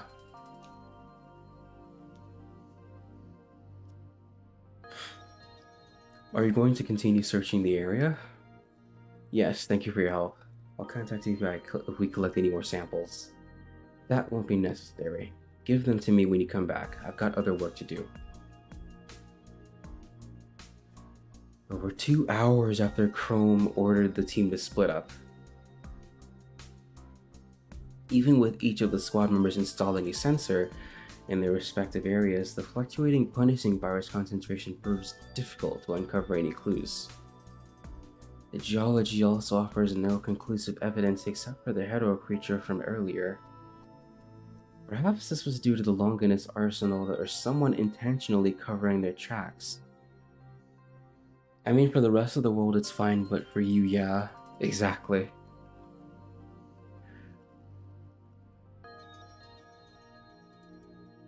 Like, who knows? Like, maybe I'll figure something out and maybe you might see me streaming at like 6 in the evening or something more reasonable. Hopefully.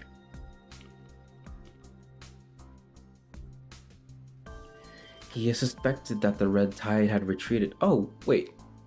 Well, question, what time is it for you? Like, if assuming we're on the same time or different time zone. One day, maybe.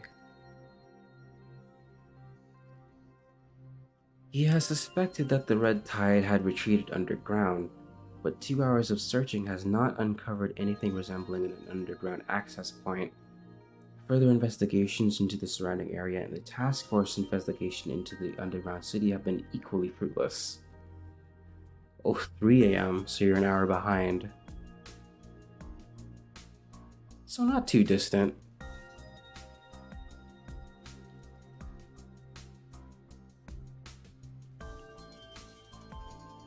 Maybe there was an easier, albeit crude, method.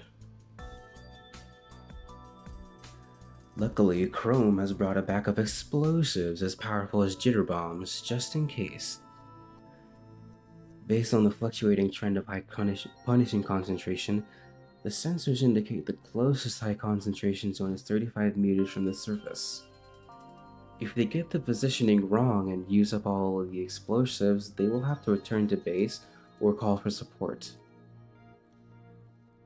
We need to reconfirm the positioning of the explosives. Given the fluctuating concentration, there are numerous possibilities.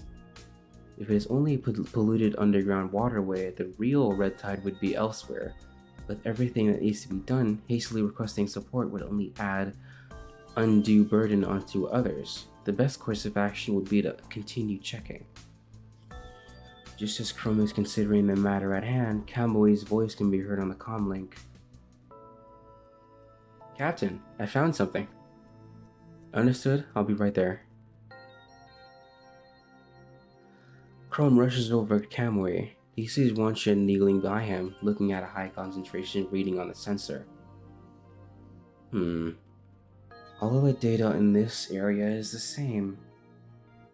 Not to mention, the location of the high concentration is relatively close to the surface, at least closer than previously measured. Realizing that now is their window of opportunity, Chrome explains the plan to the others while checking the data relayed by the nearby sensors. But as quickly the window opens, it closes as the data returns to normal. What? It's gone. What could it be? Maybe the red tide is moving underground? That seems highly likely. Let's use the explosives to blast open an access point. Where should we plant them? Looking at his terminal, Wansha points at several highly concentrated spots on the map with a long drawn-out yawn. We have enough explosives to make 4 guesses. Let's choose these 3 locations for the time being. We'll save the rest just in case. We can increase the blasting depth by cracking the surface. That should give us more of a buffer. Alright, my time to shine. Kamui enthusiastically shoulders his greatsword. It begins to hack away at the designated area, leaving a crack that vaguely resembles the letter A. By the looks of it, I'm guessing you've been playing Treasure Hunter? Kamui tilts his head in confusion. Seems like he's never heard of the game. My bad. Wansha responds as he assembles the explosives. What's that? Kamui continues hacking away with his greatsword. It's a popular sandbox game for VR. It's basically what you're doing right now. People use it for exercise or physical therapy. It's, quite the workout. But it's mostly popular because you can pick up tickets that can be redeemed for gold. I heard someone won 10 tons of gold, then used it to buy their own private island. No way. I think I'll give it a try after the mission. Tough luck. There aren't any rewards left. The game was developed by the government to encourage people to work out, so they prepared and paid for the rewards beforehand. Now that there aren't any rewards, the game's really died off. Well, that blows. Why do you know so much about the game, Wansha? A long time ago, there was a sick kid who would just stay in bed all day and refuse treatment. I use it as a way for him to get some exercise. I can lend it to you if you want. Sweet. Is there co-op? We can play together. I'll pass. I'd rather just kick up my feet. Wancho sits down the fully assembled explosive device, then lets out a long, drawn-out yawn. Hey, was that sick kid you? Huh? While Kamui waits for a response, Wancho becomes quiet for a moment, falling asleep right there as he stands. Anyway, why isn't Kamui back yet? He walked fast. It'll take him a while to be back. Right at the moment, the trio sees Kamui appear nearby, unwilling to come any closer. Get over here. We've got enhanced gear this time around. That won't be necessary. I'm used to standing this far away. We'll get used to standing here. But there will be missions without enhanced gear. I don't want to go through the effort. Kamui frowns and turns his back, ignoring Kamui. Suddenly, Chrome receives an anonymous encrypted message on his terminal. Any news on Luna? Who'd send a message like that? Chrome examines the metadata for any possible clues, but it has been scrubbed clean. There's no way to trace the sender. Our top priority is to find the red tide. There's no time to waste. We may not be able to trace it, but I'm pretty sure you have a pretty good idea of who sent it. Chrome furrows his eyebrows, thinking about the current state of Raikkonen. Although he has speculated that it might be someone who is looking for Luna, it would be foolish to probe for information this way. I think it's someone who is worried about Grey Raven. Grey Raven? What happened to them? I heard something from my father before we left.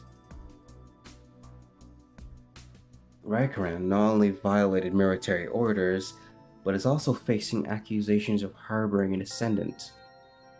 Harboring an Ascendant? How's that possible? Does that mean the Commandant's confined treatment is just an excuse? You know about that? No wonder you haven't gotten much sleep recently. I just wanted to help treat Raikkonen.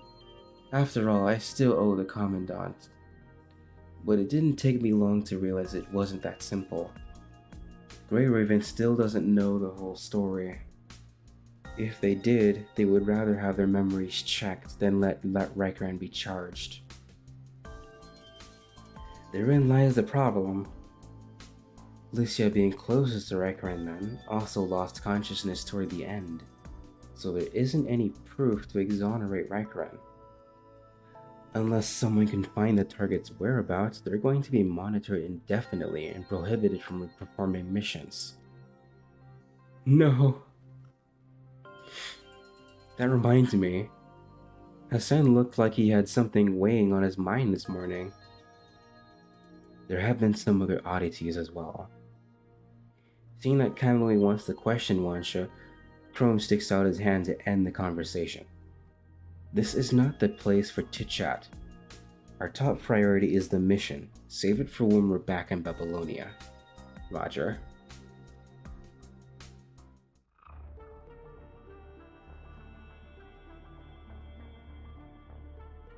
I think that should be enough for one more.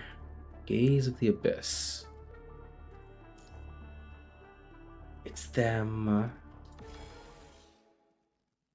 I get to play as them both. After planting the explosive device and retreating to safety, they detonate the bomb. Amid a thunderous boom and plume of smoke, an indistinguishable figure jumps into the pit with lightning speed. Someone's there? Follow them. Rushing over to the pit created by the blast, the team discovers a dark cave just big enough for one person to squeeze into. Chrome hands the end of a carabiner to Kamui and cautiously leans down to probe into the cave. Looks like there really is a hidden underground region. Chrome picks up a stone and throws it into the darkness. A clang comes echoing from the cavernous depths, and it sounds huge. With the light above, Chrome takes a detailed look at the inside of the cave before backing out and reporting to the other three. Does it look like an underground waterway? When I came to here to explore, I heard that there were several access points near the red tide, but they were all abandoned pipelines that should have been taken care of. Looks like the access point was more hidden than we thought. Considering how low punishing concentration is, I'm guessing it's not accumulating here or for the time being.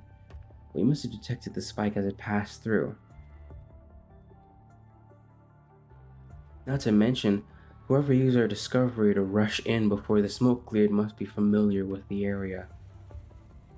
If I'm not mistaken, there should be a deeper network connected with the core region that was destroyed by the Longinus arsenal. Otherwise, I can't imagine how the red tide would move undetected. The core area was flooded by the red tide, so it's no surprise that we couldn't detect the access point if it was hidden underneath it. But even after the Longinus strike, we still couldn't detect it. Think it was quickly covered up by someone? Given the footprints and the person that just ran in, there must be an enemy base that we haven't detected yet. We need to go down, Captain. Whether that to be to eradicate the red tide or put a stop to any potential threats. This feels like a trap. Seems like someone is rolling out the red carpet for us. Are we really going down there? Chrome pauses, then throws a glow stick into the cave and inspects the waterway's interior. The interior is vast, and the surrounding walls, illuminated by the light source, reveal signs of damage and peeling as if silently recounting the past. A faint trickling comes from just out the glow stick's reach. Dreadful red liquid drips up from a cracked pipe in the ceiling. The mist created from the splashing red liquid models the glow stick, staining the light red. There are trace amounts of red tide below, but the waterway is still humid. It's already passed through here as I predicted. If we continue our search, the threat level will be much higher than when we first accepted the mission. But if we return to Babylonia, it's not like we'll receive any additional support. Not many task forces have returned to Babylonia in one piece lately. They still need time to repair their frames. The remaining teams are still out on missions. Not just missions. I went to speak with Lee this morning, but I was prohibited from entering the preparation room. Who stopped you? Some guy in a suit. He had a chip on his shoulder, that's for sure. Hirono. Huh? What's with them? Camu gives a look of disgust in response to Kamui's question. Let's forward our findings to Babylonia and prepare a distress call just in case. Gron quickly drafts up the report on his terminal and sets a timer on the distress call, as per routine. If the timer expires before he cancels it, the distress call will be immediately relayed to Babylonia. After transmitting the report to Babylonia, Rome signals the others to proceed into the underground waterway. I'll scout ahead just in case the red tide comes surging our way. I won't be affected by it. That's our safest bet. Be careful. Save that for your guys. Camu quickly slides down and enters the cave with ease, landing on a pile of rocks below. Coast is clear. Come on down. Hearing this, the trio prefers to enter the underground waterway. What is it? Feels like there's something on my back. Crumb looks down and inspects Wancher's back, discovering the addition of what appears to be a button. Had it not been for his familiarity with his team, such a minute detail would have surely gone overlooked. He gently grabs the button, then removes it from Wancher's frame. The pinhole lens on the button is like a dark abyss, staring back at Chrome within his grasp.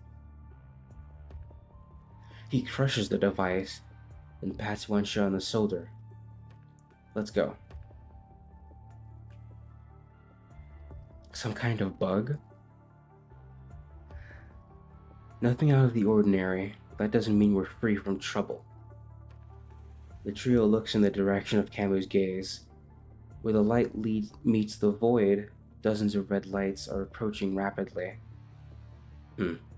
Leave them to me. Camus swings his greatsword as the approaching danger. After a brief clash, the red lights disappear. Worthless scrap metal.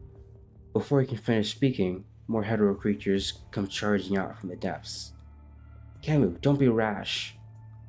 But before Chrome can convince him otherwise, Camus slams his greatsword on the floor while surrounded by darkness.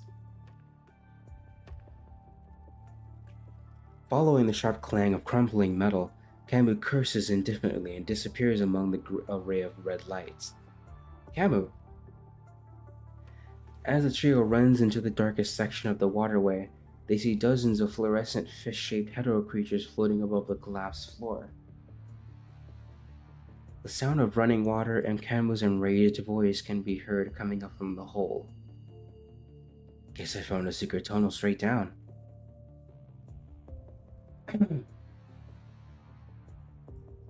Man. A fall that far didn't break your legs? I grabbed onto one of those floating fish just in time to break my fall. Don't jump down. The red tide is here. Alright, we'll find another round to rendezvous with you. We'll split up to investigate for now. I told you I was going to scout ahead. He walks away, cursing under his breath.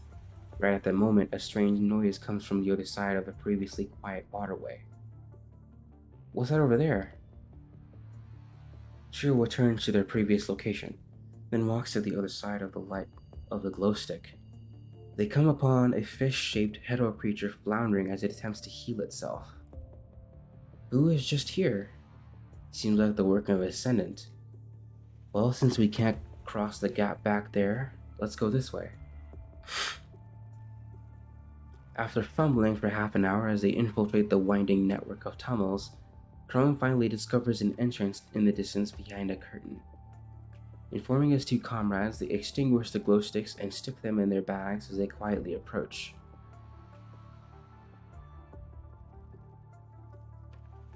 Oh. The trio pulls back the curtain to discover an inner chamber. Doesn't look like this is part of the waterway. Did we find a hidden room? Shush, be quiet. Kamui nods and lowers his volume. An old room like this seems to have been part of the waterway. Finding a structure like this must mean this isn't just a waterway. Maybe it has something to do with the underground city. Right as the two of them are lost in thought, a fish floats in front of Kamui. A hetero creature. Kamui, keep it down. A hetero creature? Suddenly, the gentle and quiet voice of a girl comes from behind the trio. There is no sense of aggression in her voice. Had they been elsewhere, the presence of a quiet schoolgirl would not have batted an eye. Who goes there? Looking in the direction of the voice, they see a feeble girl standing among a school of fish-shaped hetero creatures approaching Chrome. Greetings, visitors. This is new. Set among the backdrop of mottled lights, her golden eyes are glossed with a mysterious haze. Why have you broken into my greenhouse? The girl raises her slender left hand as countless ribbons of red static envelop her arm. At that moment, the trio needs no explanation as to what they are facing. An Ascendant! Without hesitation, Kamui swings his greatsword at the girl. Before he can land a blow, dozens of fish-shaped hetero creatures form an impenetrable wall in front of the girl. No, I'm not an Ascendant yet. With each slash on Kamui's greatsword, an endless stream of fish stands in his way. The girl, however, remains standing there motionless, seemingly oblivious to the attack.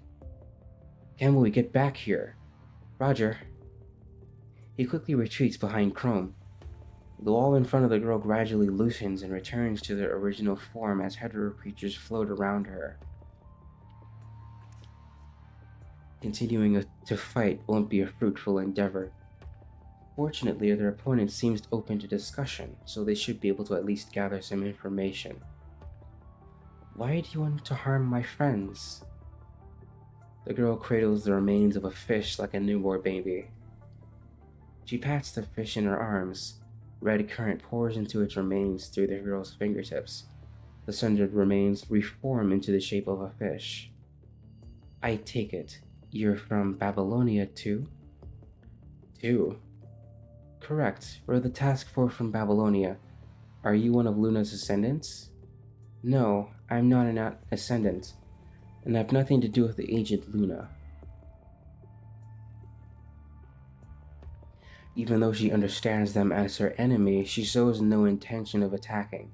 Instead, she looks at Chrome with absent eyes and smiles politely at him. My name is Cinderelic. I'm just a trainee unworthy of Dermeister? Dermeister? Face of Chrome's question, the girl named Cinderelic just gingerly outstretched the vestige of a wing. This action reminds Chrome of a man with mechanical wings, a man whose name everyone knows is synonymous with danger. By Dermeister, do you mean Gabriel? No. She retracts her damaged wing, stroking the tips of the feathers like a pitiful bird tending to its wings. No, not Mr. Gabriel. My wing is a relic of a friend. A friend? You mean those fish? Hearing Wunsch's question, Cinderella's eyes drooped down. No, not them. My first friend. I'll bring my friend back one day. Then I'll return this wing. Can't you repair those fish? Repairing them only brings back an empty shell. Dermeister said if I continue learning from Gabriel, I'll figure out a way to bring my friend back. And also, the girl suddenly takes in cold breath as if suddenly recalling something or receiving an order. She looks up as if coming to her senses. Her lifeless eyes are full of gloom under the mottled light. Since you're from Babylonia, you'll try to stop Dermeister. My mission isn't to fight, but I must buy time before informing Dermeister. At that moment, the trio hears restless stirring from all around, following which Cinderella fades into the darkness. Watch out!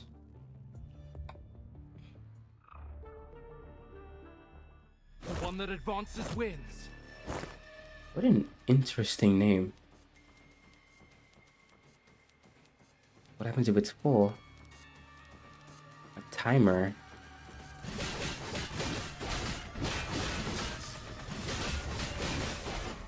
A new hero creature will pop up. She calls it the greenhouse, but it's more like a culturing module. Cat, there's another one over here.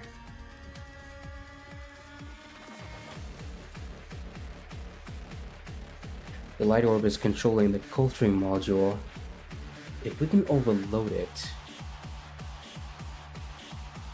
perhaps we can destroy the hero creatures in it.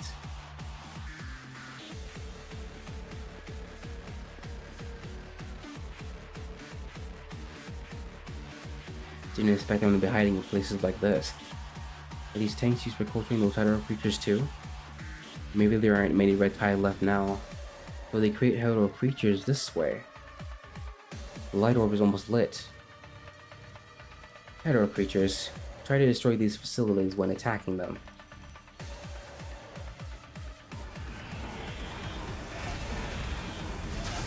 How do you feel about the result? Give it your best shot.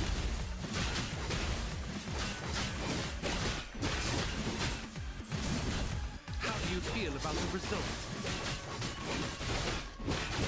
Man, base Chrome is still really fun. What?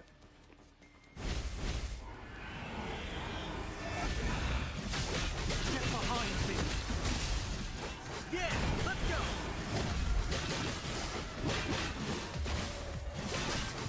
Ah.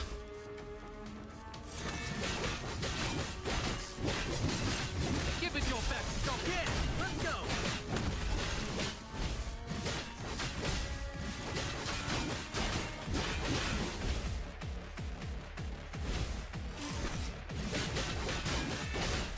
Sheesh. Give it your best shot. Let's end it all.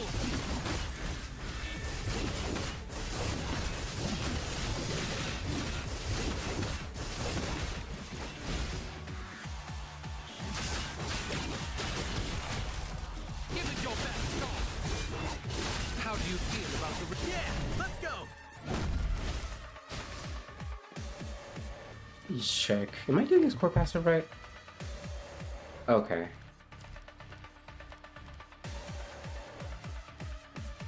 Can't believe there are plants here. How many secret creatures underground that what do we have here? How do you feel about the result?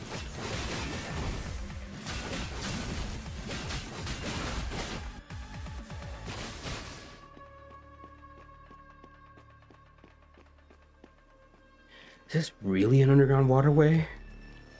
Notice signs of temporary modifications. You're covered by high concentrations of managing virus. Isn't the relic there? This is where you'll stop proceeding. My friends, let's shower our guests with red petals. Watch out for those timers, hetero creatures here are strong. Give it your best shot. How do you feel about it? Let's end it all.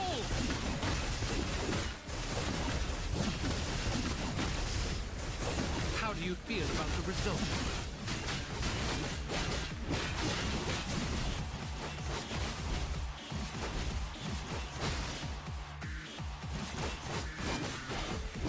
Huh?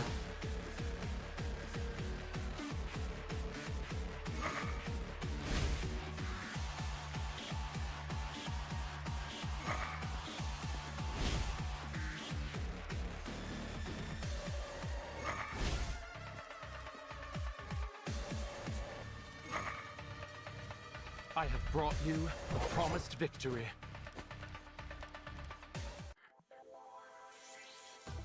Okay. I think that's about it for tonight. Or morning, whatever. We're about a quarter of the way through. I forgot how many black cards I must be minting from these missions. Sheesh. Anyway, seems really interesting. What's going on? So, from what I'm gathering, is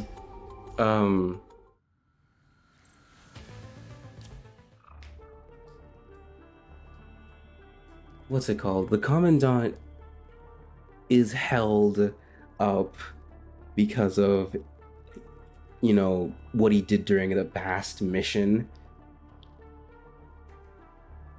And some group is trying to expose the Commandant and Grey Raven and basically make them look bad while they're being held up. But meanwhile, Strikehawk and Chrome are being sent to look out for, to scout for the remains of the Red Tide and what's going on. And so far, we've discovered a budding ascendant. Interesting. Alright, I'm gonna go to bed. Thank you guys for sticking around. Alright, peace.